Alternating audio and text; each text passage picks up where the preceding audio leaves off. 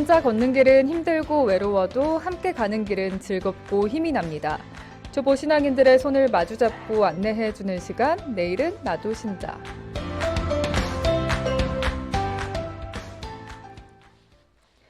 네, 이 시간에는 새신자로 거듭나기 위해서 준비 중인 예비신자들을 직접 만나서 어떻게 신앙생활 하고 있는지 들어보고요.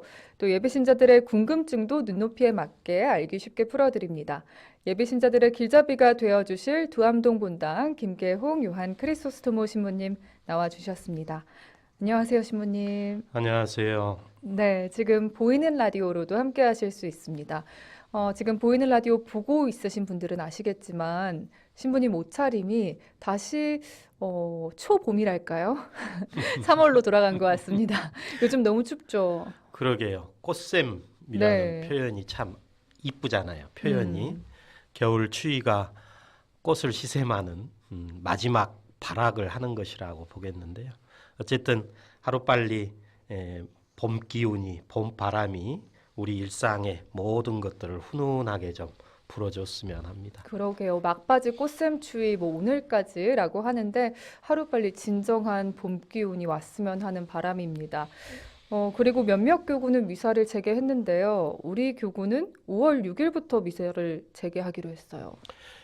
좀 더 신중하게 결정된 부분이라고 생각을 합니다.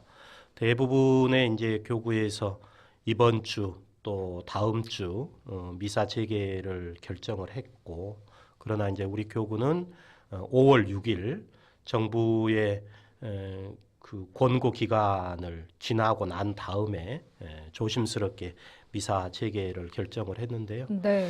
어쨌든 이제 좀 두려움과 어두움으로부터 우리가 벗어나는 그런 시간이 다가오는 것 같습니다. 하루빨리 미사 재개가 이루어졌으면 합니다. 네, 함께 희망해 보고 바래 봅니다. 이 시간에는 여러분의 이야기들도 기다리고 있습니다. 궁금증들 남겨주세요. 100원의 정보 이용료가 있는 유료 문자 샵 5005번으로 참여하실 수 있고요. 또 스마트폰 앱 CPBC 빵톡창으로 참여하셔도 됩니다. 내일은 나도 신자, 각종 궁금증들 만나보는 시간인데요. 오늘은 편수민 PD가 어떤 분당의 예비 신자와 이야기를 나눠봤는지 지금 함께 만나보겠습니다.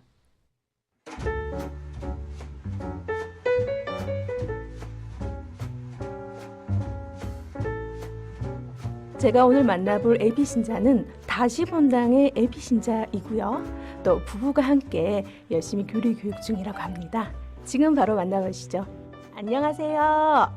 예, 안녕하세요. 저는 예비 신자 다시 성당 한광우입니다. 윤금순입니다. 반갑습니다. 코로나19로 전국이 힘든 상황입니다. 코로나19 함께 잘 극복해보자. 우리 예비 신자 부부인 두 분께서 응원 메시지를 좀 남겨주시면 좋을 것 같아요. 옛날 일제 통치 시대에도 또 감시와 총칼 앞에서도 미사를 드렸던 믿음의 성인들이 많았었는데 참 보이지 않는 전염병으로 온 지구촌이 초비상 상태로 불안해하고 무섭고 또 위험에 따르는데도 진료 봉사자들, 방역 당국자들, 관계자들 투신과 의지 앞에 찬사와 감사를 드립니다. 코로나로 세상을 떠난 영과 유가족들에게도 주님의 부활로 위로받기를 원합니다. 아무리 강한 코로나19라 할지라도 그들 앞에서는 당면할 것입니다. 방역을 위해 수고하시는 모두 분께 진심으로 감사합니다. 지금 코로나19로 다시 본당에서도 미사와 교리 교육이 중단됐죠. 한 4번인가 공부하고는 그대로 못했거든요. 아쉬우시겠다, 그쵸? 예, 너무 아쉽습니다. 교리 교육 중단되기 전에는 몇 분이서 함께 공부하셨어요? 한 5분 공부했어요. 그 가정 분위기로 참 재밌었어요. 그런 데가 또 이렇게 중단되어 보니까 너무 마음 아파요.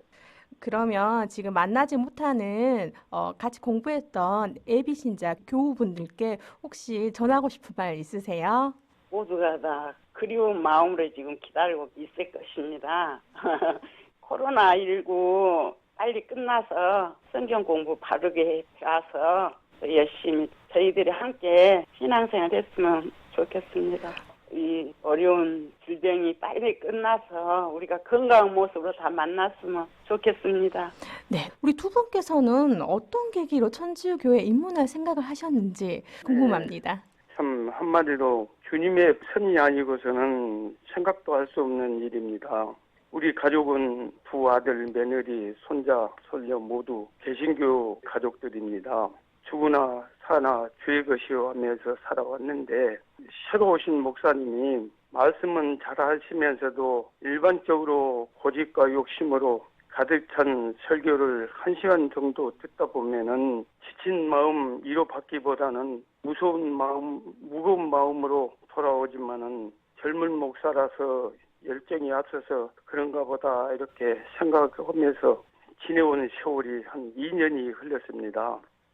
주님의 손을 꼭 잡고 참 믿음을 잃지 않으려고 그 발버둥 쳤지만은 그래도 그 어찌 모르게 믿음이 점점 식어가고 그래서 하는 수 없이 네가 살아야겠다는 생각으로 2019년 12월 30일 날 교회를 떠납니다 하고 이렇게 메시지를 써놓고 65명이 카톡방에 공유하는 곳에서 이렇게 발송을 했습니다. 그 해놓고 집사람마다 내일은 전화를 꺼놓고 있어 사람한테 전화 올 것 같아 그렇고 이야기했더니 당신이나 천주교에 가시오. 나는 참 내 믿음 지켜서 교회에 있겠다고 이렇게 말을 하면서 울고 있어서 그거를 보면 저는 한 가정에서 두 종교를 가지고 어떻게 살겠나. 이제 나 그냥 따로 살란다 하고 회사에 가서 일주일을 혼자 이렇게 지냈습니다. 한 일주일이 지난 다음에 제 집사람한테 전화가 와서 죽어도 같이 죽고 살아도 같이 살 테니 집으로 돌아오라고 해서 그때 이제 내가 1월 1일부터 천주교에 가고 성당에 가고 일주일 후 있다가 또 집사람을 같이 이렇게 성당에 가게 됐는데 모든 우리 신자님들이 우리 교우님들이 막 맞이하면서 반가워하고 또 이렇게 여러 가지로 배려를 해주시고 그래서 떨리고 참 부끄러운 마음이 사라지고 완전히 여기가 내가 주님을 섬기는 자리구나 그러면서 지금은 즐거운 마음으로 신앙생활을 지금 하고 있습니다. 그 교회가 좀 마음에 들지 않았다면 다른 개신교 교회를 갈 수도 있지 않았을까요? 왜 성당을 택하셨을까요? 예. 천주교의 신부님, 수녀님 이렇게 보면은 홀로 다니신 참 세상 것 다 버리고 오직 주님만 섬기는 그런 분이라는 것을 이렇게 느꼈기 때문에 그래도 가정이 없는 오직 하느님만 바라보는 그런 교육자들이 전부 다 참 신앙인이다는 생각이 들어서 참 다른 개신교에도 갈 수 있었으나 그냥 이것이 다 똑같은 개신교구나 그런 생각이 들어서 이렇게 천주 성당으로 오게 되었습니다. 날마다 울었어요. 근데 제가 처녀 때 딸이 따서 수녀원에서 학원을 다녔어요. 그때부터 수녀님들은 천사 같아서 원래 결혼해갖고 여기 오면서 성당에를 갈까 했는데 성당이 잘 모르겠더라고요. 그때는 있는지 없는지 몰랐어요. 그래서 개신교가 집이 가까워서 그래 다녔는데 한 50년이 다 돼가겠네요. 갑자기 신랑이 그 성당으로 갈란다고 해서 저는 기가 막혀서 우리 새끼들은 다 어쩌고 성당 당신만 갈라겠냐고 그러고는 그래도 남편이 갔는데 좀 저라고 따로 다니면 안 될 것 같아요. 지옥을 가더라도 신랑이랑 같이 가야지 어쩔 것이냐고 그러고는 나왔거든요. 그렇게 어렵게 천주교에 오셨는데 천주교 오시니까 그래도 좀 어떤 느낌 드세요? 좀 좋은 점이 있던가요? 너무 좋아요. 너무너무 좋아요. 네. 마음도 편하고 되면 그렇게 반갑게 또 하시고 그런 게 너무너무 아주 사랑이 많아갖고 너무 좋아요. 예, 열심히 해보랍니다. 네, 화이팅입니다. 혹시 가톨릭 신앙적 궁금증은 없으실까요?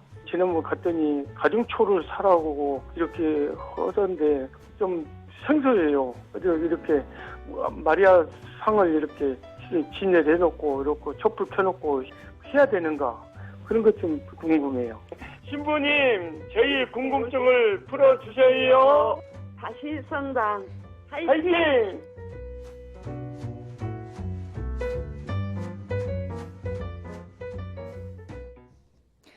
네, 내일은 나도 신자, 오늘은 다시 본당의 예비 신자인 한광우, 윤금순 부부를 만나봤습니다.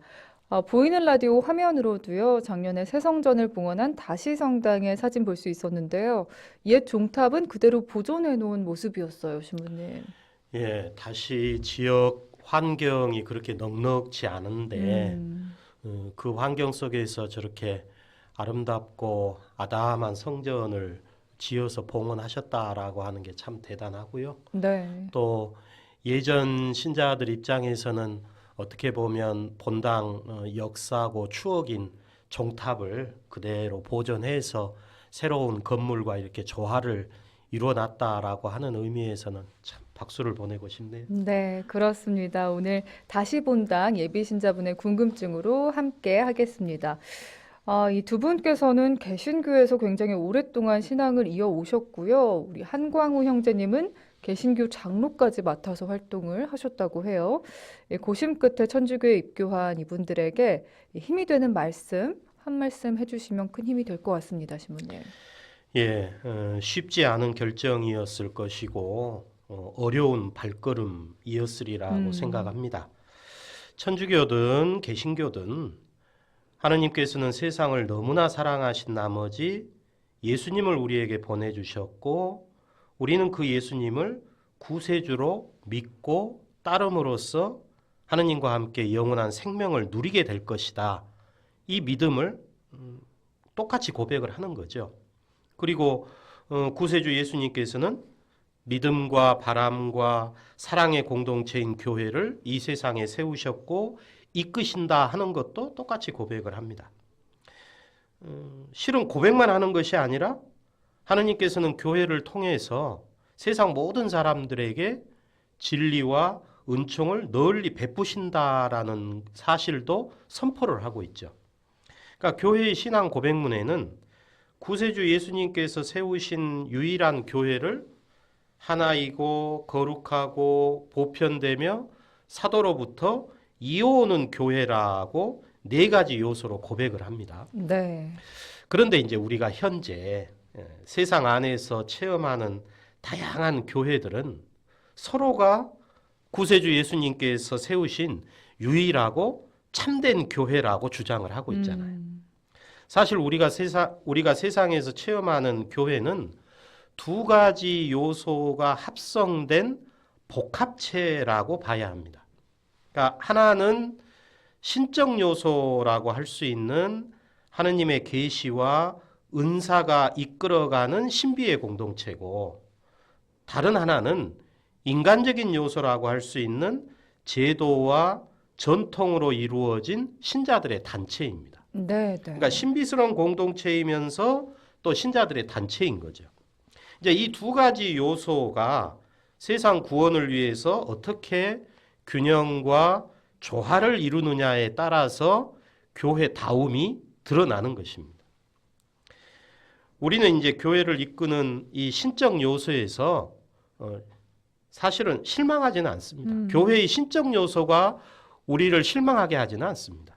많은 경우에는 인간적 요소들이 우리뿐만 아니라 세상 사람들을 실망하게 만드는 거죠. 맞아요. 그러니까 오늘 우리가 만나고 있는 이 2분은 사실 예비신자라기보다는 이 표현은 안 맞는 것 같아요. 이미 신앙의 진리를 받아들여서 살고 계셨던 분들입니다. 그러니까 신앙 고백과 생활 방식이 약간 우리하고 다르기는 했지만 이미 이 2분도 그리스도 신앙 안에서 우리와 이웃한 교우들이었어요. 그런데 이제 교회의 인간적인 요소에 대한 실망으로 상처를 입었던 것이고 대부분 우리 주위에서 보면 교회의 인간적 요소에 대한 실망으로 상처를 입은 분들이 신앙생활을 외면하는 경우를 종종 보잖아요. 네. 근데 이 2분은 그렇게 하질 않고 오히려 교회를 이끄는 신적 요소에 대한 믿음과 희망으로 새로운 공동체를 통해서 신앙생활을 이어가고자 노력했다. 지금 노력하고 계시다라고 하는 점에서 부부의 용기와 의지에 박수를 보냅니다. 네, 함께 박수를 보내고 응원 드리면서 이 다시 본당 예비 신자분들 궁금증을 본격적으로 풀어보겠습니다. 한광우 형제님은 가정에서 미사 드릴 때 어떤 물품들 준비하면 좋을지 물어보셨는데요. 신부님 어떤 것들 준비하면 좋을까요? 예, 이 질문에 답변을 드리기 위해서는 가정에서 가족과 함께 혹은 개별적으로 기도하는 것과 공동체가 사제의 주례로 거행하는 미사 전례를 먼저 좀 구분해서 말씀드려야 될 것 같습니다. 그러니까 우선 기도라고 하는 것은 개인이든 공동체든 시간과 장소에 구애받지 않고 바칠 수 있습니다. 또 교회가 공인한 기도소의 도움을 받을 수도 있고 개인의 순수한 묵상과 지향, 나름의 정성으로 바칠 수도 있는 거죠. 또 십자고상이나 다양한 성상을 모시고 촛불을 켜거나 또 기도에 도움을 주는 다양한 도구들을 활용해서 바칠 수도 있습니다. 그러니까 개인의 성향에 따라서 상당한 자유와 재량이 주어져 있는 게 기도입니다. 네. 그리스도교 전통 안에서 보편적이고 통상적인 신앙 행위에서 크게 벗어나지 않으면 그걸로 충분합니다. 그런데 전례라고 하는 것은 성품 성사로 교회 안에서 거룩한 행위를 집전할 수 있는 권위를 지닌 사제, 그리고 교회가 오랜 전통을 통해서 확정한 예식문, 또 신자 공동체라고 하는 이 세 가지 요소가 갖춰져야 합니다. 이러한 세 가지 요소를 갖춘 대표적인 교회 전례가 미사인 거죠. 네. 그러니까 미사는 넓은 의미에서 신자 공동체가 함께 바치는 공동 기도라고 얘기할 수 있지만 주례자인 사제와 전체 교회가 공통으로 사용하는 기도문인 미사 통상문에 따라서 일정하게 거행하는 예식인 거죠. 그러니까 신자 공동체가 사제를 중심으로 일정한 시간에 일정한 예식문으로 각기 다른 역할과 임무를 수행을 하면서 이루어지는 교회의 공식 예배라고 말씀드릴 수 있습니다. 네. 그래서 미사는 일정한 요소들을 갖추어야 하고 지켜야 할 규정이 있는 거죠. 이제 우리나라 사목지침서에 따르면 사제는 사목상 필요하면 미사를 평일에 3번까지, 주일에는 또 의무축일에는 4번까지 집전할 수 있다. 이렇게 되어 있습니다. 또 미사를 집전하는 사제는 전례력에 따른 고유한 색깔의 제의를 입도록 되어 있고, 네. 그리고 이제 보다 더 오늘 질문과 관련해서 이제 말씀드릴 내용은 구역 미사를 제외하고는 교구장 주교의 허락 없이 일반 개인집에서 사사로이 미사를 집전하는 것이 사실은 금지되어 있습니다. 그렇군요. 그래서 사목상 필요하다면, 그리고 사목상 필요가 아니라면 사제가 어느 한 가정에서 사사로이 미사를 집전하는 경우는 드물다라고 말씀드릴 수 있습니다. 네. 근데 이제 혹시 사목상 필요해서 사제가 어느 한 가정에서 미사를 집전하게 된다면 대부분 사제가 미사 거행에 필요한 도구들은 준비를 해 갑니다. 그래서 가정에서는 제대로 사용할 상이나 혹은 탁자 정도 외에는 따로 준비할 물품은 거의 없다라고 말씀드릴 수 있겠습니다. 네. 그리고 또 다른 질문 드리면요. 네, 천주교에선 신자들이 미사 드릴 때나 기도할 때 쓰는 성물의 경우 축복을 받잖아요. 그런데 예비 신자분들은 왜 성물을 또 축복받는지 그 의미에 대해 궁금해하는 분들이 많으시더라고요. 또 축성과 축복, 용어에 대한 저희 개념 정립도 필요할 것 같습니다. 예, 교회 안에서 이제 사제가 행하는 축성, 축복이라고 하는 이 직무를 좀 구분해서 말씀드리다 보면 네. 자연스럽게 이제 그 의미도 드러나리라고 생각하는데요. 사제가 미사 전례를 거행하면서 제대에서 사용하는 전례 물품의 대부분은 축성된 것입니다. 그러니까 미사 전례 때만 항구하게 사용하기 위해서 사제가 일정한 예식을 통해서 일상용품과 따로 구분해 놓았기 때문입니다. 그래서 이제 축성은 일종의 봉헌행위다 이렇게 이해하시면 됩니다. 그러니까 어느 한 개인을 위한 물품이 아니고 신자 공동체가 거행하는 전례만을 위해서 따로 떼어놓는, 그러니까 교회의 공적 필요를 위해서 내어놓는 행위를 할 때 그걸 축성이라고 표현을 합니다. 네. 그러니까 사람에게 이루어진 대표적인 축성은 교회를 위해서 일평생 봉사할 사제를 뽑아 세우는 성품 성사가 이제 축성의 대표적인 경우죠. 그리고 이제 장소에 이루어지는 축성은 오늘 우리가 본 것처럼 다시 본다. 성전을 네. 새롭게 신축해서 봉헌할 때 이게 이제 축성입니다. 그리고 물건에 이루어지는 축성은 미사 전례에서 사용하는 제구들이라고 볼 수 있는 거죠. 네.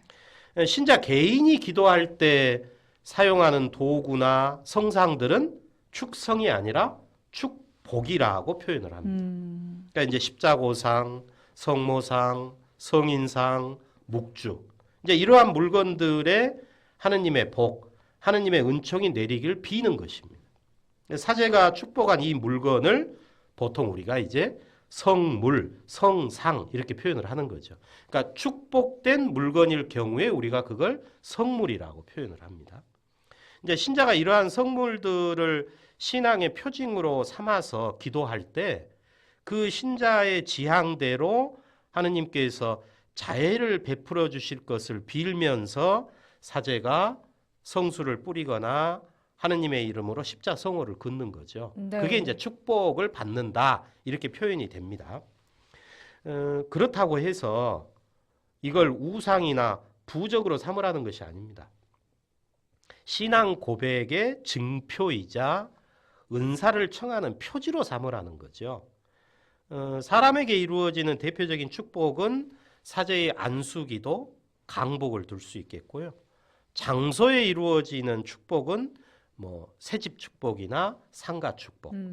그리고 이제 물품에 이루어지는 축복은 묵주나 성인상이나 뭐 세차 축복 이런 것을 들 수 있겠습니다. 네. 신부님, 그럼요. 이 예비 신자분이 질문한 가정초의 경우 축성인지 축복인지 다시 한번 알려주신다면요. 예, 신자들이 이제 본당에서 초를 구입하는 경우는 네. 가정에서 기도할 때 사용하기 위한 목적일 것입니다. 교회 공동체의 어떤 공적인 필요를 위한 봉헌이 목적이 아니고 개인 기도를 위한 목적이기 때문에 그 초는 사제의 축복을 받아야 한다는 표현이 적절합니다. 그럼 신부님 이거 축복해 주세요. 이렇게 말을 해야겠군요. 그렇습니다. 축성이라고 하는 것은 내가 교회의 필요를 위해서 봉헌한다는 얘기고 네. 축복해달라는 얘기는 내가 기도나 여타 행위를 위해서 필요하니까 복을 빌어주십시오 하는 내용이기 때문에요. 그래서 여기에 한 가지 더 생각하실 것은 초라고 하는 것은 녹아서 없어지는 물품이잖아요. 그러니까 항구하게 사용할 수 있는 물품이 아니고 일종의 소모품입니다. 공동체의 거룩한 전례를 거행하기 위해서 항구하게 사용할 수 있는 물품이 아니기 때문에 초는 축성이라는 표현이 적절하지 않다고 생각합니다. 네. 그러니까 이제 교회가 미사 전례와 함께 초를 공적으로 축복하는 경우는 매년 2월 2일 주님 봉헌 축일입니다. 마리아와 요셉이 예수님을 성전에서 봉헌하신 날 성전 안에서 한나와 시메온이라는 두 노인이 성령의 비추심으로 예수님을 주님으로 알아본 것을 기념하는 날이잖아요.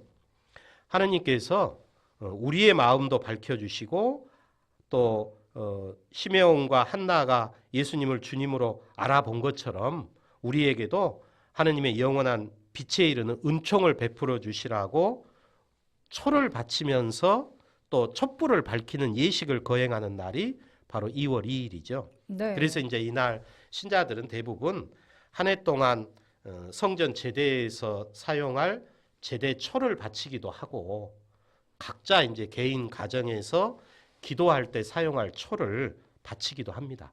그러니까 이렇게 이제 바쳐진 초들을 사제는 미사 전에 일정한 기도문으로 축복하는 예식을 거행하는 네. 거죠. 오늘도 예비 신자들의 눈높이에 맞춰서 참 알기 쉽게 궁금증 알려주셨어요. 지금 빵톡으로 이준호님 오셨네요. 축성과 축복의 차이를 잘 모르고 지냈는데 정확하게 알려주셔서 감사합니다, 신부님 남기셨고요. 또 마리아 도미니카 님도 김계홍 신부님과 청취자분들, 예비 신자분들 영육간 건강을 위해서 화살기도 드리며 듣습니다. 라고요. 그리고 유튜브로도 오늘 생중계 해드렸는데요. 미국 뉴저지에서 듣고 계시대요. 이안나 자매님, 좋은 말씀 듣게 되어 반갑습니다. 남기셨고, 김홍구님도 새로 지은 다시성당 성전이 참 좋네요 하셨네요. 또 정은희님도 오늘 감사합니다 인사 남기셨는데요. 오늘은 다시본당의 예비신자 부부인 한광우 형제님, 또 윤금순 자매님의 궁금증으로 함께했습니다. 두암동 분당 김계홍 요한 크리소스토모 신부님과도 여기서 인사 나눌게요. 감사합니다, 신부님. 감사합니다.